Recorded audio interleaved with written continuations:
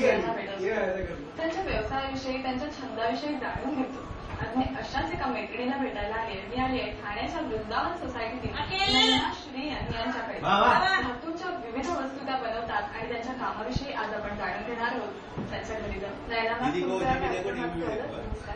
मला सुरुवातीला सांगा की तुम्ही ज्या धातूच्या वस्तू बनवता किंवा त्याच्यावर जे काही पेंटिंग करता, तर ही आवड आधीपासून होती की कुठे शिकायला? मी जे स्कूल ऑफ आर्ट्समध्ये ग्रॅज्युएशन केलं. मेटल वर्क माझी स्पेशालिटी. धातूच्या काय काय वस्तू तुम्ही बनवता? वॉल हँगिंग्स, डेकोरेटिव्ह ऑब्जेक्ट्स आणि ज्वेलरी. मेटल वर्क हा विषय घेऊन तुम्ही जे स्कूल ऑफ आर्ट्स मधनं डिग्री घेतली, तर त्यावेळी असं काही ठरवलेलं की हा विषय घेऊनच पुढे आपलं करिअर करायचं? नाही, ज्याच्यामध्ये ऍडमिशन घेतली होती पेंटिंग करण्यासाठी. पण जेव्हा तिकडच्या एक स्टुडंट्स मेटल वर्क पाहिलं खूप इंटरेस्टिंग आहे. ओके, म्हणून व्यवसाय म्हटल्यावर मार्केटिंग येतच आणि आपण ज्या वस्तू बनवतो त्या लोकांपर्यंत पोहोचणं तेवढं गरजेचं असतं. तर अशा वेळी तुम्ही सुरुवातीला व्यवसायाचं मार्केटिंग कसं केलं? सुरुवातीला मी दुकानाला अप्रोच झाले, त्याच्याकडे माझी कामं ठेवत होते आणि रेफरन्सेस वाढत जातात. एखादा काम आवडलं की दुसरा इन्क्वायर करतात की एवढंही कुठून घेतलं तुम्ही. त्याच्यानंतर मी वर्ल्ड ट्रेड सेंटरमध्ये एक स्टॉल पण घेतला एका वेडिंग शोमध्ये आणि त्या स्टॉलमध्ये माझी सगळी कामं ठेवली. मग तिकडनं पुढे इन्क्वायरीज अजून दुसऱ्या दुकानाकडून आली आणि दुसऱ्या आर्टिस्टनी पण इन्क्वायर केली हे तुम्ही कसे करता. आणि ऑफकोर्स वर्कशॉप्स मी अटेंड करते आणि ऑफकोर्स स्वतःचं ज्ञान वाढवायला आणि नेटवर्किंगसाठी. ओके, त्याच्यातूनही अजून मार्केटिंग होतं.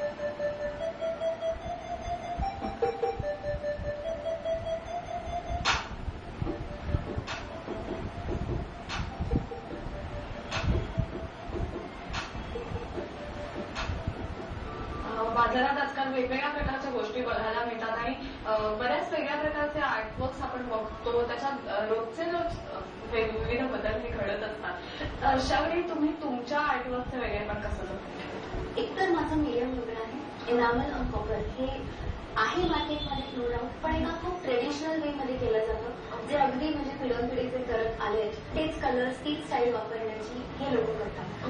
मी त्याच्यात थोडं मॉडर्न लुक आणण्याचा प्रयत्न करते. ऍबस्ट्रॅक्ट वर्क जास्ती करते, जे आजच्या पिढीला जास्ती आवडेल अशा प्रकारे. या सगळ्याला घरचा सपोर्ट कसा? घरमध्ये खूप मिळते, खूप सपोर्ट मिळते. सुरुवातीपासून खूप सपोर्ट चांगला राहिले. मी माझ्या डॅडीबरोबर राहते. माझी आई साधारण 97 मध्ये गेली, त्यामुळे फर्स्ट इयर पासूनच घर सांभाळायचं वगैरे होतच होत आहे. पण डॅडीने खूप सपोर्ट केला. घरातली कामं मदत करायची किंवा इव्हन ह्या कामात मटेरियल्स आणून द्यायचं, कार्पेंटर्सना भेटायचं, काय जे काही कामं असेल त्यांनी खूप मदत केली. आज तुम्ही आम्हाला एक डेमोही करून दाखवणार, तर काय करून दाखवणार? हा जो एक पीस आहे याचा एक लिंक मी करून दाखवणार. याचं कसं पेंट करायचं आणि कसं फायर करायचं. सुरुवातीला काय लागेल? सुरुवातीला कॉपर लागेल. एनामलिंग करताना कॉपर किंवा सिल्वर यापैकी कुठचेही मटेरियल सांगतात किंवा गोल्ड सांगतात. तर आज आपण कॉपरवर करणार. अशी कॉपरची शीट मिळते मार्केटमध्ये. ती शीट कट करून ज्या शेपमध्ये हवी असेल त्या शेपमध्ये कट करून फिनिश करून घ्यावी लागते आणि कम्प्लिटली क्लीन करावी लागते. याच्यावर जरा एक बोटाचे ठसे वगैरे असेल तर ही रंग फिक्स होते. त्यामुळे आधी गरम करून ऍसिडमध्ये टाकून क्लीन करावं लागतं. त्याच्यानंतर हे असं त्याच्यावर कलर बसवायचे असतात. ओके, आणि हे जे कलर्स आहेत हे स्पेशल कलर्स आहेत. ह्याला एनामल्स म्हणतात. ही ऍक्च्युली एका प्रकारची काच असते. त्या काचेला अशा प्रकारे तयार केलेलं असतं की एका सर्टन टेम्परेचरला ते मेल्ट होईल आणि चिकटेल, कॉपरवर चिकटेल. ओके, तर ह्या ज्या आहेत साधारण 750 डिग्रीज ते 800 डिग्रीजला तयार होतात. सेल्सिअस डिग्री सेल्सिअसला तयार होतात. तर ह्या पीसवर करायला सगळ्यात पहिले हा फ्लक्स एक असतो, हा लावतो. हा जो फ्लक्स हा ट्रान्सपेरंट असलेला आहे कलर. ओके, हा लावल्याने या सगळ्यांचे इफेक्ट खूप छान होतात. ओके, आता हे लूज कलर्स आहेत. आपण डायरेक्टली जर टाकलं तर आपण फर्नेसमध्ये नेहमीपर्यंत इकडे तिकडे सांगतो. त्यामुळे आधी आपण ह्याला एक प्रकारचा गम असतो, गम चालकांत तो पाण्यात मिक्स करून लावतो. बरं झालं.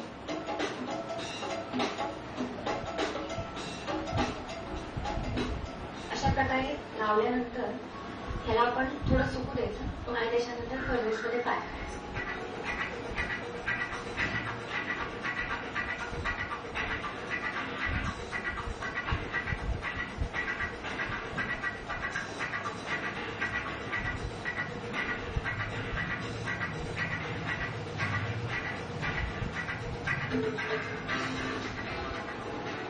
पाणी हे फक्त कलर्स उचलण्यासाठी. नॉर्मली आपण जसं जसं पोस्टर कलर्स किंवा ऑइल पेंट्स वापरतो तसं नाही. ते कलर्स फक्त उचलायचे असतात अशा प्रकारे.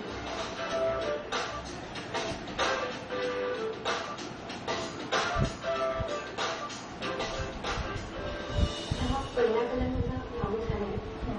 पण पद्धत अशी असते की आपण प्रत्येक कलर लावल्यानंतर फायर करायचं असतं. पण एक एक कलर करून लावून फायर करायला आपल्याला खूप वेळ आहे. त्यामुळे मी सगळेच कलर एकदम लावून टाकतो.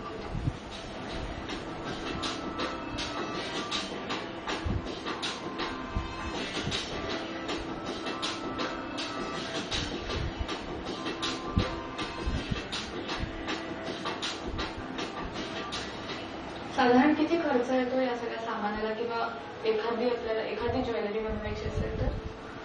एखाद्या ज्वेलरीचं खर्च आता ह्या पीसचा नेहमी 100 रुपये किंवा 100 रुपये असते. कारण कलर्स महाग असतात थोडे.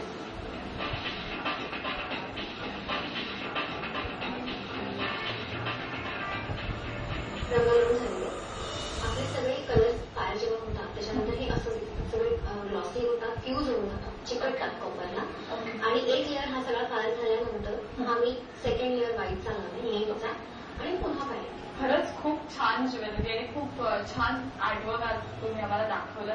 म्हणजे खूप युनिक आहे. खूप कठीण असलं तरी मला बघताना खूप मजा आली. मलाही याच्यातनं काहीतरी शिकायला मिळालं.